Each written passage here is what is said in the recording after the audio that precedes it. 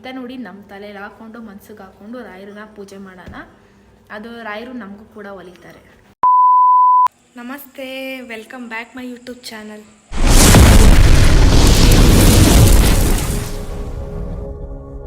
ನಮಸ್ತೆ ಎಲ್ರಿಗೂ. ಎಲ್ಲರೂ ಹೇಗಿದ್ದೀರಾ? ಚೆನ್ನಾಗಿದ್ದೀರಾ ಅಂತ ಅನ್ಕೋತೀನಿ. ಈ ಒಂದು ವಿಡಿಯೋ ಮಾಡಲಿಕ್ಕೆ ಬಂದಿರೋದು ನಾನು ಏನಕ್ಕೆ ಅಂದರೆ, ಈ ಒಂದು ವಿಡಿಯೋ ಉದ್ದೇಶ, ನಿನ್ನೆ ಒಂದು ವಿಡಿಯೋನ ಅಪ್ಲೋಡ್ ಮಾಡಿದ್ದೆ ಸೌಮ್ಯವ್ರದ್ದು. ಆ ಒಂದು ವಿಡಿಯೋಗೆ ತುಂಬ ಕಮೆಂಟ್ಸ್ ಬಂದಿದೆ. ಕೆಲವರು ಇನ್ಸ್ಟಾಗ್ರಾಮಲ್ಲೇ ಕಮೆಂಟ್ಸ್ ಹಾಕಿದ್ದೀರಾ, ಕೆಲವೊಬ್ಬರು ಇನ್ಸ್ಟಾಗ್ರಾಮಲ್ಲಿ ಬಂದು ಕಮೆಂಟ್ಸ್ ಹಾಕಿದ್ದೀರಾ. ಅದ್ರ ಬಗ್ಗೆ ಡಿಸ್ಕಸ್ ಮಾಡಲಿಕ್ಕೆ ಬಂದರೆ, ಕೆಲವೊಬ್ಬರು ಅಭಿಪ್ರಾಯ ಯಾವ ರೀತಿ ಇರುತ್ತೆ ಅಂದರೆ, ಅವರು ಏನು ಮಾತಾಡ್ತಿದ್ದಾರೆ ಅನ್ನೋದು ಅವ್ರ ಮೈಂಡ್ ಸೆಟ್ಟಲ್ಲಿ ಇದೆಯಾ, ಅಥವಾ ನಾವೇನು ಮಾತಾಡ್ತಿದ್ದೀವಿ ಅನ್ನೋದು ಅವ್ರಿಗೆ ಅರ್ಥ ಆಗಿದೆಯಾ ಇಲ್ವಾ ಅಂತ ನನಗಂತೂ ಅರ್ಥ ಆಗ್ತಾ ಇಲ್ಲ. ನಾವೇ ಒಂದು ಹೇಳಿರ್ತೀವಿ, ಅವರೇ ಒಂದು ಅರ್ಥ ಮಾಡ್ಕೊಂಡಿರ್ತಾರೆ, ಅವರೇ ಒಂದು ಏನೋ ಅನಲೈಸ್ ಮಾಡಿ ಮಾತಾಡ್ತಾರೆ. ಅದು ಏನಕ್ಕೆ ಅಂತ ನನಗಂತೂ ಅರ್ಥ ಆಗ್ತಾ ಇಲ್ಲ. ನೈಟಿಂದ ಫುಲ್ ಅದೇ ತಲೆ ಕೆಟ್ಟೋಯ್ತು ನನಗಂತೂ. ಬೆಳಗಿಂದ ನಾನು ಎಷ್ಟೋ ಕಮೆಂಟ್ಗಳಿಗೆ ರಿಪ್ಲೈ ಮಾಡಿದ್ದೀನಿ, ಆದಷ್ಟು ರಿಪ್ಲೈ ಮಾಡಿದ್ದೀನಿ, ಲೈಕ್ ಕೊಟ್ಟಿದ್ದೀನಿ. ಕೆಲವೊಬ್ರು ಪಾಸಿಟಿವಾಗಿ ಕಮೆಂಟ್ ಹಾಕಿದ್ದೀರಾ, ಕೆಲವೊಬ್ರು ನೆಗೆಟಿವಾಗಿ ಕಮೆಂಟ್ ಹಾಕಿದ್ದೀರಾ. ನಾನು ಎಲ್ಲರೂ ತೊಗೋತೀನಿ ಪಾಸಿಟಿವ್ ಆಗಿ. ನಾನು ಇಲ್ಲಿ ನೀವು ಶೋ ಅಪ್ ಮಾಡ್ತಿದ್ದೀರಾ ಅಂತ ಹೇಳಿದಕ್ಕೆಲ್ಲ ಆನ್ಸರ್ ಕೊಟ್ಟಿದ್ದೀನಿ. ಈಗ ಪ್ರತಿಯೊಂದು ಕಮೆಂಟ್ಗಳಿಗೂ ಆನ್ಸರ್ ಕೊಡೋ ಟೈಮ್ ಬಂದಿದೆ. ನಾನು ಪಾರ್ಟ್ಸ್ ಬೈ ಪಾರ್ಟ್ಸು ವಿಡಿಯೋ ಮಾಡ್ತೀನಿ. ಪಾರ್ಟ್ 1, ಪಾರ್ಟ್ 2, ಪಾರ್ಟ್ 3 ಆ ರೀತಿ ಪಾರ್ಟ್ಸ್ ಬೈ ಪಾರ್ಟ್ಸು ವಿಡಿಯೋ ಮಾಡಿಬಿಡ್ತೀನಿ. ನನಗೆ ಕನ್ನಡ ಅಷ್ಟೊಂದು ಸ್ಪಷ್ಟತೆ ಇಲ್ಲ. ಕೆಲವೊಂದು ಪದಗಳಲ್ಲಿ ಏನಾದರೂ ಮಿಸ್ಟೇಕ್ ಆದರೆ ದಯವಿಟ್ಟು ಅದನ್ನು ಸರಿಪಡಿಸ್ಕೊಂಡು ನೀವು ಒಂಚೂರು ಹೊಟ್ಟೆಗೆ ಹಾಕೊಂಬಿಡಿ ಅಥವಾ ಮನ್ಸಿಗೆ ಹಾಕೊಂಬಿಡಿ. ಅದನ್ನೇ ಹೇಳೋದು. ಒಂದೊಂದು ಸ್ವಲ್ಪ ಪದಗಳು ಸ್ಪಷ್ಟತೆ ಕಂಡು ಬಂದಿಲ್ಲ ಅಂದರೆ ಅದೊಂದು ಸ್ವಲ್ಪ ಅನಲೈಸ್ ಮಾಡ್ಕೊಂಡು ನೀವೇ ಅರ್ಥ ಮಾಡ್ಕೊಳ್ಳಿ, ಅದೊಂದು ಕೇಳ್ಕೊತೀನಿ. ಫಸ್ಟ್ ಕ್ವಶನ್ ಬಂದು, ರಾಯರು ಹೂ ಪ್ರಸಾದ ಕೊಡ್ತಾರೆ, ಆದರೂ ನೀವು ಹೇಳೋದು ನೋಡಿದ್ರೆ ರಾಯರು ಹೂ ಪ್ರಸಾದ ನಿಮ್ಮ ಮನೇಲೇ ಬಂದು ಕೊಡ್ತಾರೆ ಅಂತ ಅನಿಸುತ್ತೆ. ರಾಯರು ನಮ್ಮ ಮನೇಲೇ ಒಂದು ಹೂ ಪ್ರಸಾದ ಕೊಡ್ತಾರೆ ಅಂದರೆ, ಅಕ್ಕ ನೀವು ಕೇಳೋ ಕಮೆಂಟ್ ಏನೋ ಹಾಕಿರೋ ಕಮೆಂಟ್ ಹೆಂಗಿದೆ ಅಂದರೆ, ರಾಯರು ನಮ್ಮ ಮನೇಲೇ ಬಂದು ಹೂ ಪ್ರಸಾದ ಕೊಡ್ತಾರ ಅಂದರೆ, ನೀವು ಎಲ್ಲಿ ನಿಂತ್ಕೊಂಡಾದರೂ ಕೇಳಿ, ಒಂದು ತುಳಸಿ ಕಟ್ಟೆ ಮುಂದೆ ನಿಂತ್ಕೊಂಡಾದ್ರೂ ಕೇಳಿ. ತುಳಸಿ ದೇವಿ ಕೂಡ ಆಶೀರ್ವಾದ ಮಾಡ್ತಾರೆ. ಏನೋ ಗಾಳಿ ಮೂಲಕ ಅಳ್ಳಾಡೋದು ಅಥವಾ ಏನೋ ಎಲೆ ಉದುರೋದು, ಆ ರೀತಿ ಆಶೀರ್ವಾದ ಸಿಗುತ್ತೆ. ರಾಯರು ಮುಂದೆ ನಿಂತ್ಕೊಂಡು ಮನ್ಸಲ್ಲಿ ಕೂತ್ಕೊಂಡು ಬೇಡ್ಕೊಂಡ ತಕ್ಷಣ, ಮನ್ಸಲ್ಲಿ ನೀವು ಬೇಡ್ಕೊಂಡ ತಕ್ಷಣ ಹೂ ಪ್ರಸಾದ ಕೊಡಿ ಅಂತ ರಾಯರು ಹೂ ಪ್ರಸಾದ ಕೊಡದೆ ಏನು ಮಾಡ್ತಾರೆ? ಅವ್ರಿಗೆ ಇಷ್ಟ ಇದ್ದರೆ ಕೊಡ್ತಾರೆ, ಇಲ್ಲ ಅಂದ್ರೆ ಇಲ್ಲ. ನಮ್ಮ ಭಕ್ತಿ ಇಷ್ಟ ಆಗಿದ್ರೆ ಖಂಡಿತ ಕೊಡ್ತಾರೆ. ಅದನ್ನು ಕಾಮೆಂಟ್ ಮೂಲಕ ಕೇಳಬೇಕಾ? ಇದೊಂದು ಸಲ ಸಿಲ್ಲಿ ಥರ ಇದೆ ಸ್ವಲ್ಪ ಕ್ವಶನ್ನು. ನೀವು ಇವರು ಮಾಡ್ತಿರೋ ಇಶ್ಯೂಸ್ ಮಧ್ಯ ದೇವ್ರ ನೇಮ್ ಹಾಳು ಮಾಡ್ತಿದ್ದಾರೆ. ಫಸ್ಟ್ಲಿ ಮಾಡಿರೋ ಸೇವೆಗೆ ಏನು ಕೇಳಬಾರ್ದು. ಅದರಲ್ಲಿ ಸೋಷಿಯಲ್ ಮೀಡಿಯಲ್ಲಿ ವಿಡಿಯೋ ಹಾಕ್ತೀರಾ, ಜನ ಮಾತಾಡ್ದೆ ಇನ್ನೇನು ಮಾಡ್ತಾರೆ? ಪೂಜೆ ಮಾಡಬೇಕು, ಪ್ರಸಾದ ಸ್ವೀಕಾರ ಮಾಡಬೇಕು, ಮಧ್ಯ ಅದು ಇದು ಮಾಡಿ ದೇವ್ರ ನೇಮ್ ತಂದು ಎಲ್ಲರೂ ಮಾತಾಡೋ ಹಾಗೆ ಮಾಡ್ತಿದ್ದಾರೆ. ಈ ಒಂದು ಕಾಮೆಂಟ್ ಏನಿದೆಯಲ್ಲ, ಈ ಮೇಡಮ್ ತುಂಬ ಚೆನ್ನಾಗಿ ಹಾಕಿದ್ದಾರೆ. ಏನಂದರೆ, ಇವ್ರು ಮಾಡ್ತಿರೋ ಇಶ್ಯೂಸ್ ಮಧ್ಯೆ ದೇವ್ರ ನೇಮ್ ಹಾಳು ಮಾಡ್ತಾ ಇದ್ದಾರೆ ಅಂತ ಕೇಳಿದಾರಲ್ವಾ. ಇಲ್ಲಿ ದೇವ್ರ ನೇಮ್ ಹಾಳು ಮಾಡ್ತಿರೋರೇ ಯಾರೋ? ನಾನು ಈ ಇಶ್ಯೂ ಬಗ್ಗೆ ನನಗೆ ನೀವೆಲ್ಲ ಕೇಳಿದ್ರಲ್ಲ, ಕೆಲವೊಬ್ರು, ಎಲ್ಲರೂ ಅಲ್ಲ, ಕೆಲವೊಬ್ರು ನನಗೆ ಕೇಳಿದ್ರಿ. ಅದಕ್ಕೋಸ್ಕರ ನಾನು ಹೇಳಿದ್ದು. ಅವ್ರ ಬಗ್ಗೆ ನನಗೆ ಗೊತ್ತಿಲ್ಲ, ಹಾಗಾಗಿ ನನಗೆ ಕಮೆಂಟ್ ಮಾಡಬೇಡಿ. ದೇವ್ರ ಬಗ್ಗೆ ದಯವಿಟ್ಟು, ರಾಯರ ಬಗ್ಗೆ ನನ್ನ ಹತ್ರ ಕೆಟ್ಟ ಕಮೆಂಟ್ ಮಾಡಿರೋರಿಗೆ ಹೇಳ್ತಾ ಇರೋದು ನಾನು. ಕೆಟ್ಟ ಕಮೆಂಟ್ ಮಾಡಬೇಡಿ ಅಂತ ಆ ರೀತಿ ಹೇಳಿರೋದು. ಇವ್ರು ಯಾವ ರೀತಿ ಅನಲೈಸ್ ಮಾಡೋರು ಅಂತ ನನಗಂತೂ ಗೊತ್ತಿಲ್ಲ, ಯಾವ ರೀತಿ ಅರ್ಥ ಮಾಡ್ಕೊಂಡ್ರು ಅಂತನೋ. ಪೂಜೆ ಪ್ರಸಾದ ಇದು ಮಾಡಿರೋದನ್ನ ವಿಡಿಯೋ ಆಗಬಾರ್ದು, ನೀವು ಭಕ್ತಿನ ಮಾರಾಟಕ್ಕೆ ಇಟ್ಟಿದ್ದೀರಾ ಅಂತೆಲ್ಲ ಹಾಕಿದ್ದಾರೆ ಕೆಲವೊಬ್ಬರು. ಇನ್ನೊಬ್ಬರು ಇಲ್ಲಿ ಮಾರಾಟಕ್ಕೆ ಏನು ಇಟ್ಟಿದ್ದಾರೆ ಮೇಡಮ್, ಅದನ್ನು ಅರ್ಥ ಮಾಡ್ಕೊಳ್ಳಿ ನೀವು. ಒಬ್ಬರು ಪೂಜೆ ಮಾಡಬೇಕು, ಪ್ರಸಾದ ಸ್ವೀಕಾರ ಮಾಡಬೇಕು, ಮಧ್ಯ ಅದು ಇದು ಮಾಡಿ ದೇವ್ರು. ನಾನು ಅದು ಇದು ಮಾಡಿ ಯಾವ ವಿಡಿಯೋ ಅಪ್ಲೋಡು ಮಾಡಿಲ್ಲ. ನನಗನ್ಸಿದ್ದನ್ನು ನಾನು ಅಷ್ಟೇ ವಿಡಿಯೋ ಮಾಡಿದ್ದೀನಿ. ಸೀಕ್ರೆಟಾಗಿ ಇಟ್ಕೋಬೇಕು. ಎಲ್ಲರೂ ಯೂಟ್ಯೂಬರ್ಸ್ ಸೀಕ್ರೆಟಾಗಿ ಇಟ್ಕೊಂಡಿದ್ರೆ ಅವ್ರ ಟ್ಯಾಲೆಂಟ್ ಎಲ್ಲಿ ಇರ್ತಿತ್ತು, ಅವ್ರಿಗೆ ಮನಿ ಎಲ್ಲಿ ಅರ್ನ್ ಆಗ್ತಾಯಿತ್ತು? ದೇವ್ರ ಮಧ್ಯೆ ಎಳಿತದಾರೆ ಅಂದರೆ, ದೇವರು ಒಂದು ನಂಬಿಕೆ, ಆ ನಂಬಿಕೆಯನ್ನು ಎಲ್ರಿಗೂ ಹಂಚ್ತಾ ಇದ್ದಾರೆ ಅಷ್ಟೇ. ಭಕ್ತಿ ನಂಬಿಕೆಯನ್ನು ಹಂಚ್ತಾ ಇದ್ದಾರೆ ರಾಯರು ರೂಪದಲ್ಲಿ ಅಷ್ಟೇ. ಅದನ್ನು ಯಾರೂ ಇಲ್ಲಿ ಬಿಸ್ನೆಸ್ ಮಾಡ್ತಾ ಇಲ್ಲ. ಬೇರೆಯವ್ರು ಹೆಂಗೋ ಗೊತ್ತಿಲ್ಲ, ನಾನಂತೂ ರಾಯರನ್ನ ಇಟ್ಕೊಂಡು ಬಿಸ್ನೆಸ್ ಮಾಡ್ತಾ ಇಲ್ಲ. ರಾಯರು ಇಲ್ಲೇ ಇದ್ದಾರೆ, ರಾಯರು ನಾನು ಮಾತಾಡ್ತಾ ಇರೋದನ್ನು ಕೇಳಿಸ್ಕೊತಾ ಇದ್ದಾರೆ. ರಾಯರು ಇಟ್ಕೊಂಡು ಇಲ್ಲಿ ಯಾರೋ ಬಿಸ್ನೆಸ್ ಮಾಡ್ತಾ ಇಲ್ಲ. ಅದನ್ನು ನೀವು, ಈ ಮಾತನ್ನು ನಾನು ರಿಪ್ಲೈ ಮಾಡಿದ್ದೀನಿ ನಿಮಗೆ, ಅದನ್ನು ನೀವು ಒಂಚೂರು ಚೆಕ್ ಮಾಡ್ಕೊಳ್ಳಿ. ನೆಕ್ಸ್ಟ್ ಕ್ವಶನ್ನು, ಅಯ್ಯೋ ಪಾಪ ಜನ ನಿಮಗೆ ಇಷ್ಟೆಲ್ಲ ಕಮೆಂಟ್ ಹಾಕ್ತಾರೆ, ನೀವು ನೋಡಿದರೆ ನಿಮ್ಮ ವಿಡಿಯೋ ನೋಡಬೇಡಿ ಅಂತೀರಾ. ನೀವು ವೀಡಿಯೋಸ್ ಯಾಕಬೇಡಿ, ಜನ ನೋಡೋದಿಲ್ಲ. ನಾನು ವಿಡಿಯೋ ನೋಡಬೇಡಿ ಅಂತ ಹೇಳಿಲ್ಲ. ನೀವು ವಿಡಿಯೋ ಇಷ್ಟ ಇದ್ದರೆ ನೋಡಿ, ಇಲ್ಲ ಬೇಡ. ದಯವಿಟ್ಟು ಕೆಟ್ಟ ಕಮೆಂಟ್ ಅಂತೂ ಹಾಕ್ಬೇಡಿ ಬಂದು ಅಂತ, ಅದನ್ನು ಮಾತ್ರ ಹೇಳಿದ್ದೀನಿ. ವಿಡಿಯೋ ನೋಡಲೇಬೇಡಿ ಅಂತೇಳಿ, ಇಷ್ಟ ಇದ್ದರೆ ನೋಡಿ, ಇಲ್ಲಾಂದರೆ ಬೇಡ, ಸ್ಕಿಪ್ ಮಾಡಿ. ಇವ್ರದ್ದು ಯಾರ್ದು ಬೇಡ ಅಂತ ಸ್ಕಿಪ್ ಮಾಡಿ. ಕೆಟ್ಟ ಕಮೆಂಟ್ ಹಾಕ್ಬೇಡಿ ಅಂತ ಹೇಳಿರೋದಷ್ಟೇ. Next question. ಸರಿಯಾಗಿ ಉಗಿತಿದ್ದೀರಾ ಮುಖಕ್ಕೆ ಸಿಸ್ಟರ್. ನಾನು ಇಲ್ಲಿ ಯಾರಿಗೂ ಉಗಿತಾ ಇಲ್ಲಮ್ಮ. ನನಗೆ ಉಗಿಯೋ ರೈಟ್ಸು ನಾನು ಯಾರಿಗೂ ಉಗಿಯೋ ರೈಟ್ಸ್ ಯಾರಿಗೂ ಇಲ್ಲ. ನನಗೆ ಯಾರು ಉಗಿಯೋ ರೈಟ್ಸ್ ಯಾರಿಗೂ ಇಲ್ಲ. ನಾನು ಯಾರಿಗೋ ಯಾಕೆ ಬೈಲಿ. ನನಗೆ ಕಮೆಂಟ್ ಮಾಡಿದ್ರಲ್ಲ, ಅದಕ್ಕೆ ನಾನು ತಕ್ಕ ಏನು ಆನ್ಸರ್ ಕೊಡ್ತಾಯಿದ್ದೀನಿ, ಕ್ವಶನ್ಗಳಿಗೆ ಆನ್ಸರ್ ಕೊಡ್ತಾಯಿದ್ದೀನಿ ಅಷ್ಟೇ. ನಾನು ಯಾರು ಉಗಿಬೇಕು ಅಂತ ಈ ಒಂದು ಯೂಟ್ಯೂಬ್ ಚಾನಲಲ್ಲಿ ಬಂದು ಹೇಳ್ತಾ ಇಲ್ಲ. ನಾನು ಜಸ್ಟ್ ನನ್ನ ಕ್ಲಾರಿಫಿಕೇಷನ್ ಕೊಟ್ಟೆ ಅಷ್ಟೇ. ನೆಕ್ಸ್ಟು ರಾಯರಿದ್ದಾರೆ ಅಂತ ಕೆಲವರು ಕಮೆಂಟ್ ಮಾಡಿದ್ದೀರಾ ಪಾಸಿಟಿವ್ ಆಗಿ, ತುಂಬ ಥ್ಯಾಂಕ್ಸ್. ಎಲ್ಲ ನಿಮಗೆ ಗೊತ್ತಿದೆ ನಿಮ್ಮ ಕೆಲಸ. ನನ್ನ ಕೆಲಸ ನನಗೆ ಗೊತ್ತಿರುತ್ತೆ, ಬೇರೆಯವ್ರಿಗೆ ಯಾರಿಗಾರು ಗೊತ್ತಿರುತ್ತಾ? ನನ್ನ ಕೆಲಸ ನನಗೆ ಗೊತ್ತಿರುತ್ತೆ.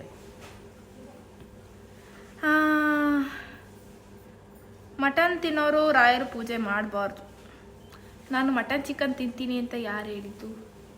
ಮಟನ್ ನಾನ್ ವೆಜ್ ತಿಂದೇ ಮಾತ್ರ ಪೂಜೆ ಮಾಡ್ಬೇಕು, ತಿನ್ನಬಾರ್ದು ಹಾಗೆ ಹೀಗೆ ಅಂತ ರೂಲ್ಸ್ ಇದೆಯಾ? ಕೆಲವರು ಗುರುವಾರ ಮಾತ್ರ ತಿನ್ನಲ್ಲ, ಬೇರೆ ದಿವಸ ತಿಂದು ಪೂಜೆ ಮಾಡೋರು ಇದ್ದಾರೆ. ಕೆಲವರು ನಾನ್ ವೆಜ್ಜೇ ಮುದ್ದೆ ಇರೋರು ಇದ್ದಾರೆ. ನಾನ್ ವೆಜ್ಜೇ ತಿನ್ನಲ್ಲ ಅಂತ ಹೇಳಲ್ಲ, ತಿಂತೀನಿ ಅಂತಲೂ ಹೇಳಲ್ಲ. ಅದ್ರ ಬಗ್ಗೆ ನನಗೆ ಕ್ಲಾರಿಫಿಕೇಶನ್ ಕೊಡೋಕ್ಕಾಗಲ್ಲ.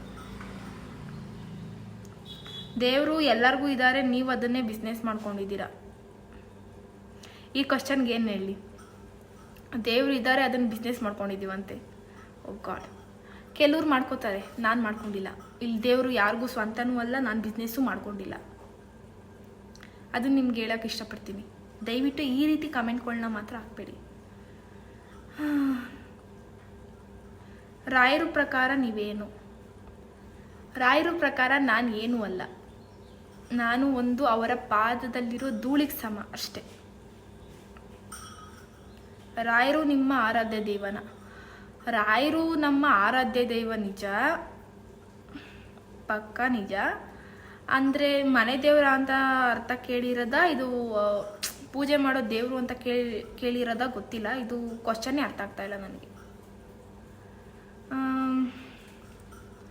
ರಾಯರು ಏನಕ್ಕೆ ನಿಮಗೆ ಒಲ್ದಿದ್ದಾರೆ ಅಂತ ಅನಿಸುತ್ತೆ?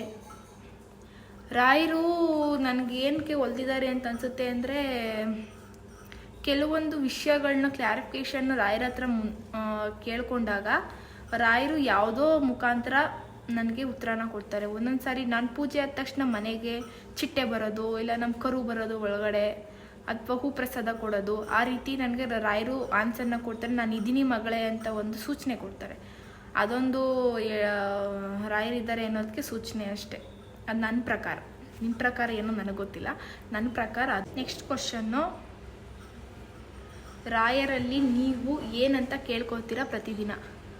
ರಾಯರಲ್ಲಿ ಏನು ಕೇಳ್ಕೊಳಲ್ಲ ನಾನು. ಪ್ರತಿದಿನ ಏನಂದರೆ ಏನೂ ಕೇಳ್ಕೊಳಲ್ಲ.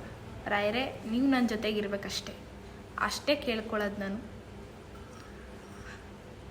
ಸೌಮ್ಯಕ್ಕವ್ರ ಬಗ್ಗೆ ನಿಮ್ಗೇನು ಗೊತ್ತು? ಏನಕ್ಕೆ ಮಾತಾಡ್ತೀರಾ? ಅವ್ರು ಫಾಲೋ ಮಾಡ್ತಾ ಇದ್ದೀರಾ, ಅವ್ರ ಬಗ್ಗೆ ನೋಡ್ತಾ ಇರ್ತೀರಾ, ಅವ್ರು ನೋಡಿ ಪೂಜೆ ಮಾಡ್ತಾ ಇದ್ದೀರಾ, ಅದು ಗೊತ್ತಾನೆ?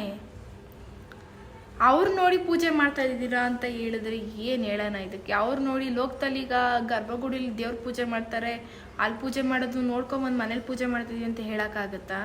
ಅವ್ರು ನೋಡಿ ನಾನು ಪೂಜೆ ಮಾಡ್ತಾ ಇಲ್ಲ. ಪ್ರಭುಗಳೇ ದಯವಿಟ್ಟು ಈ ಮಾತನ್ನು ಹಿಂದಕ್ಕೆ ತಗೊಳ್ಳಿ. ನಾನು ಚಿಕ್ಕ ವಯಸ್ಸಿಂದ ರಾಯರನ್ನ ಪೂಜೆ ಮಾಡ್ಕೊಂಡು ಬಂದಿದ್ದೀನಿ. ನಮ್ಮ ಫ್ಯಾಮಿಲಿಯವರೆಲ್ಲ ರಾಯರು ಭಕ್ತರೇ ಇದ್ದಾರೆ. ಹಾಗಾಗಿ ನಾವು ರಾಯರ ಬಗ್ಗೆನೇ ತಿಳ್ಕೊಂಡು ಪೂಜೆ ಮಾಡ್ಕೊಂಡು ಬಂದಿರುವಂಥವ್ರು. ಅವ್ರನ್ನ ನೋಡಿ ಪೂಜೆ ಮಾಡೋ ಅವಶ್ಯಕತೆ ನನಗಿಲ್ಲ. ಅವ್ರು ಮಾಡ್ತಾರೆ, ಅದಕ್ಕೆ ರೆಸ್ಪೆಕ್ಟ್ ಕೊಡ್ತೀನಿ ಅಷ್ಟೇ. ಇಷ್ಟ ಆಗುತ್ತೆ ನೋಡ್ತೀನಿ ಅಷ್ಟೇ. ಲಾರ್ನಂಕಾರ ಎಲ್ಲ ತುಂಬ ಚೆನ್ನಾಗಿ ಮಾಡ್ತಾರೆ, ಹಾಗಾಗಿ ನೋಡ್ತೀನಿ. ಅವರು ನೋಡ್ಕೊಂಡು ಪೂಜೆ ಮಾಡ್ತಾ ಇದ್ದೀನಿ ಅನ್ನೋ ಮಾತನ್ನ ದಯವಿಟ್ಟು ಹಿಂದಕ್ಕೆ ತಗೊಳ್ಳಿ.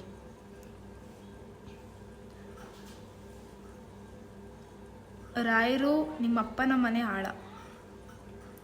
ಈ ಕ್ವಶನ್ಗೆ ಏನು ಹೇಳ್ತೀರಾ? ಕೆಲವರು ಆ್ಯಟಿಟ್ಯೂಡಾಗಿ ಆನ್ಸರ್ ಮಾಡ್ತಾರೆ ಅಂತ ಹೇಳ್ತೀರಾ ಕಮೆಂಟಲ್ಲಿ. ನಾನು ಯಾವ ಆ್ಯಟಿಟ್ಯೂಡಲ್ಲಿ ಆನ್ಸರ್ ಮಾಡ್ತಾ ಇದ್ದೀನಿ? ಈಗ ಸ್ಪೋಕನ್ ಆಗಿ ಏನು ಚೆನ್ನಾಗಿ ಮಾತಾಡ್ತಾ ಇದ್ದೀನಿ ಅದನ್ನು ಬೈದಂಗೆ ಇರುತ್ತಂತೆ. ಬೈತಾ ಇದ್ದೀರಾ ಅಂತ ಕಮೆಂಟ್ ಹಾಕಿದ್ದೀರಾ. ಇದು ಈ ರಾಯರು ನಿಮ್ಮ ಅಪ್ಪನ ಮನೆ ಆಳ ಅಂತ ಕಮೆಂಟ್ ಹಾಕಿದ್ದೀರಾ. ಅದಕ್ಕೆ ಏನಂತ ಹೇಳಿ? ರಾಯರು ನಮ್ಮ ಅಪ್ಪನ ಮನೆ ಆಳ ಅಂತ ರಾಯರೇ ನಮ್ಮಪ್ಪ, ನಾನೇ ಅವ್ರ ಆಳು. ಇದಕ್ಕೆ ನಾ ಇಷ್ಟೇ ಉತ್ತರ. ರಾಯರ ಮಠದಿಂದ ತಂದಂಥ ಮಂತ್ರಾಕ್ಷತೆ ನಿಮ್ಮನೆ ಎಲ್ಲಿಟ್ಟಿದ್ದೀರಾ? ನಾನು ರಾಯರ ಮುಂದೆ ಇಟ್ಟಿದ್ದೀನಿ. ರಾಯರ ಮಂತ್ರಾಕ್ಷತೆ ಒಂದು ಸ್ವಲ್ಪ ರಾಯರಲ್ಲಿ ಮಠಗಳಲ್ಲಿ ಕೊಟ್ಟಂಥ ಮಂತ್ರಾಕ್ಷತೆಯನ್ನು ಸ್ವಲ್ಪ ಬಾಯಲ್ಲಿ ಹಾಕ್ಕೊಳ್ಳಿ, ಸ್ವಲ್ಪ ತಲೆ ಮೇಲೆ ಹಾಕ್ಕೊಳ್ಳಿ. ಇನ್ನೊಂದು ಸ್ವಲ್ಪ ಏನಾದರೂ ಮಿಕ್ಕಿದ್ರೆ ತಂದು ನಿಮ್ಮ ಮನೇಲಿ ಇಟ್ಕೊಳ್ಳಿ. ಯಾಕಂದರೆ ಮನೇಲಿ ಒಂದು ಪಾಸಿಟಿವ್ ಅನ್ನೋದು ಕ್ರಿಯೇಟ್ ಆಗುತ್ತೆ, ಪಾಸಿಟಿವ್ ವೈಬ್ ಅನ್ನೋದು ಕ್ರಿಯೇಟ್ ಆಗುತ್ತೆ.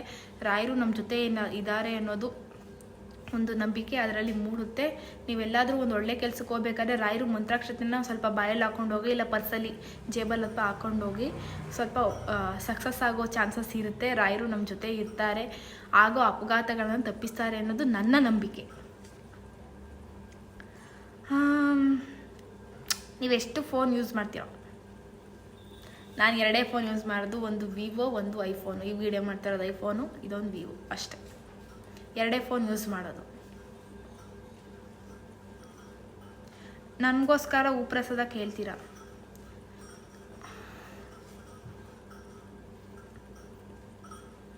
ನಾನು ಒಂದು ಕ್ಲಾರಿಫಿಕೇಷನ್ ಕೊಡ್ತೀನಿ. ನಾನು ಯಾರಿಗೋಸ್ಕರ ಉಪ್ರಸಾದ ಕೇಳೋಕ್ಕಾಗಲ್ಲ ನನಗೆ, ಯಾಕಂದರೆ ಅದು ನನಗೆ ಇಷ್ಟ ಆಗೋದಿಲ್ಲ. ರಾಯರು ಪ್ರಸಾದ ಕೊಡ್ತಾರೆ, ನಮ್ಮ ಮನೇಲಿರೋ ರಾಯರು ಅಂತ ನಾನು ತೋರಿಸ್ಕೊಳಕ್ಕೆ ಇಷ್ಟ ಇಲ್ಲ. ಯಾಕಂದರೆ ನನ್ನ ರಾಯರಿಗೆ ದೃಷ್ಟಿಯಾಗುತ್ತೆ ಅನ್ನೋದು ನನ್ನ ನಂಬಿಕೆ. ಹಾಗಾಗಿ ನಾನು ಯಾರಿಗೂ ಪ್ರಸಾದ ಕೇಳೋದಿಲ್ಲ. ನಿಮ್ಮ ಮನೆಯಲ್ಲಿ ಕೂತ್ಕೊಂಡು ನೀವೇ ರಾಯರು ಫೋಟೋ ಇಟ್ಕೊಳ್ಳಿ, ಅಥವಾ ತುಳಸಿ ಗಿಡ ಇದೆ, ತುಳಸಿ ಗಿಡ ಮುಂದೆ ಕೂತ್ಕೊಳ್ಳಿ. ರಾಯರು ಫೋಟೋ ತೊಗೊಳಕ್ಕೆ ಇಷ್ಟ ಇಲ್ಲ ಅಂದವರು, ಅಥವಾ ₹1 ನಾಣ್ಯನ ತಗೊಂಡು, ಒಂದು ಅರಿಶಿಣ, ಬಿಳಿ ಬಟ್ಟೆಗೆ ಅರಿಶಿಣ ಮೆತ್ತಿ ಅದರಲ್ಲಿ ₹1 ನಾಣ್ಯ ಇಟ್ಟು, ಆದರೆ ಸ್ವಲ್ಪ ಅಕ್ಕಿ ಹಾಕಿ, ಅರಿಶಿಣ ಕುಂಕುಮ ಇಡಬಾರ್ದು, ಬರೀ ಗಂಧ ಅಷ್ಟೇ ಹಾಕಬೇಕು. ಗಂಧ ಸ್ವಲ್ಪ ಹಚ್ಚಿಟ್ಟು ಅದ್ರ ಮೇಲ್ಗಡೆ ಒಂದು ತೆಂಗಿನಕಾಯಿ ಇಟ್ಟು, ಅದ್ರ ಮೇಲ್ಗಡೆ ಇದನ್ನು ಕಟ್ಟಿರ್ತೀವಲ್ಲ ನಾವು, ಅರಿಶಿಣ ಅದು ಬಟ್ಟೆ ಹಾಕಿ ಒಂದು ಕಾಯಿನ್ ಕಟ್ಟಿರ್ತೀವಲ್ಲ, ಅದನ್ನು ಒಂದು ಕಾಯಿ ಮೇಲೆ ಇಟ್ಟು, ತೆಂಗಿನಕಾಯಿ ಸುತ್ತ ರಂಗೋಲಿ ಬರೆದು ಅದ್ರ ಮುಂದೆ ಪ್ರಾರ್ಥನೆ ಮಾಡ್ಕೊಳ್ಳಿ ರಾಯರ ಬಗ್ಗೆ. ನಿಮ್ಗೇನಿದೆ, ನೀವೇನು ಉಪವಾಸದ ಕೇಳಬೇಕು ಅಂತ. ಅದು ರಾಯರು ಯಾವುದ್ರ ಮುಖಾಂತರ ಅನ್ನೋ ಸೂಚನೆಯನ್ನು ಕೊಡ್ತಾರೆ. ಒಳ್ಳೆಯದಾಗುತ್ತೆ ಅಂತಿದ್ರೆ ಅದು ಕೆಂಪು ಬಣ್ಣಕ್ಕೆ ಅಥವಾ ಯಾವುದಾದ್ರೂ ಬಣ್ಣಕ್ಕೆ ಟರ್ನ್ ಆಗುತ್ತೆ, ಇಲ್ಲ ಅದು ಕೆಳಗಡೆ ಬೀಳೋ ಚಾನ್ಸಸ್ ಇದೆ, ಅಥವಾ ತೆಂಗಿನಕಾಯಿ ತಿರುಗೋ ಚಾನ್ಸಸ್ ಇದೆ. ಈ ಒಂದು ಏನಿದೆ, ನಾನಿದೆ ಯಾವುದೋ ಒಂದು ಬುಕ್ಕಲ್ಲಿ ಓದಿದ್ದು, ನಾನು ಅದನ್ನು ಪ್ರಯೋಗ ಮಾಡಿಲ್ಲ. ಅದರಲ್ಲಿ ಅಷ್ಟೊಂದು ನಂಗೆ ನಂಬಿಕೆ ಇಲ್ಲ. ಅದು ತಿರುಗುತ್ತೆ, ಕಲರ್ ಚೇಂಜ್ ಆಗುತ್ತೆ ಅಂತ, ಅದ್ರ ಬಗ್ಗೆ ನಂಗೆ ಅಷ್ಟೊಂದು ನಂಬಿಕೆ ಇಲ್ಲ. ನಿಮಗೆ ನೀವು ನೋಡಿ ಟ್ರೈ ಮಾಡಿ ಅಂತ ಹೇಳ್ತಾ ಇರೋದಷ್ಟೇ. ನಾನು ಯಾವತ್ತೂ ಟ್ರೈ ಮಾಡಿಲ್ಲ. ಬಟ್ ತುಳಸಿ ಗಿಡದ ಮುಂದೆ ಅಥವಾ ರಾಯರ ಫೋಟೋ ಮುಂದೆ ಪ್ರಾರ್ಥನೆ ಮಾಡಿ ನೀವೇ ನಿಮ್ಮನೇಲೆ ಉಪವಾಸದ ಕೇಳಿ. ಖಂಡಿತ ರಾಯರು ಎಲ್ರಿಗೂ ಒಳ್ಳೆಯದನ್ನು ಮಾಡ್ತಾರೆ. ರಾಯರು ನಿಮ್ಗೆ ಒಲಿತಾರೆ. ನನಗೆ ಒಲಿದಿದ್ದಾರೆ ಅಂತ ಹೇಳಲ್ಲ, ಎಲ್ಲರಿಗೂ ಒಲಿತಾಳೆ ರಾಯರು. ರಾಯರ ಬಗ್ಗೆ ಒಂದು ಮಾತಿದೆ, ಕರೆದಲ್ಲಿಗೆ ಬರುವ ಕರೆದಂತೆ ಬರುವ ಅಂತ. ಆರಂಗೆ ರಾಯರು ಎಲ್ಲಿರ್ತಾರೆ ಅಲ್ಲೇ ಬೃಂದಾವನ, ರಾಯರು ಎಲ್ಲಿಗೆ ಬರ್ತಾರೆ ಅದೇ ಮಂತ್ರಾಲಯ. ಹಾಗಾಗಿ ಮಂತ್ರಾಲಯದಲ್ಲಿ ಒಂದು ಹಿತನುಡಿ ಬರ್ತಿದ್ದಾರೆ, ಒಂದು ಸ್ಲೋಗನ್ ಬೋರ್ಡಲ್ಲಿ. ಅಲ್ಲಿ ಅದು ನಂಗೆ ತುಂಬ ಇಷ್ಟ ಆಯಿತು. ಏನಂದರೆ ಅದನ್ನು ಇನ್ಸ್ಟಾಗ್ರಾಮಲ್ಲಿ ನೋಡಿದ್ದು ನಾನು. ರಾಯರ ಬಳಿ ಸಮಸ್ಯೆಗಳನ್ನು ಹೇಳ್ಬೇಡಿ, ಸಮಸ್ಯೆಗಳಿಗೆ ಹೇಳಿ ನಮ್ಮಲ್ಲಿ ಗುರು ರಾಯರಿದ್ದಾರೆ ಅಂತ. ಈ ಒಂದು ಹಿತನುಡಿ ನಾನು ನೋಡಿದೆ, ತುಂಬ ಇಷ್ಟ ಆಯ್ತು ನನಗಂತೂ. ಆ ಒಂದು ಹಿತನುಡಿ ನಮ್ಮ ತಲೆಯಲ್ಲಿ ಹಾಕ್ಕೊಂಡು, ಮನ್ಸಿಗೆ ಹಾಕ್ಕೊಂಡು ರಾಯರನ್ನ ಪೂಜೆ ಮಾಡೋಣ. ಅದು ರಾಯರು ನಮಗೂ ಕೂಡ ಒಲಿತಾರೆ. ನೆಕ್ಸ್ಟ್ ಕ್ವಶನ್ ಹೋಗೋಣ.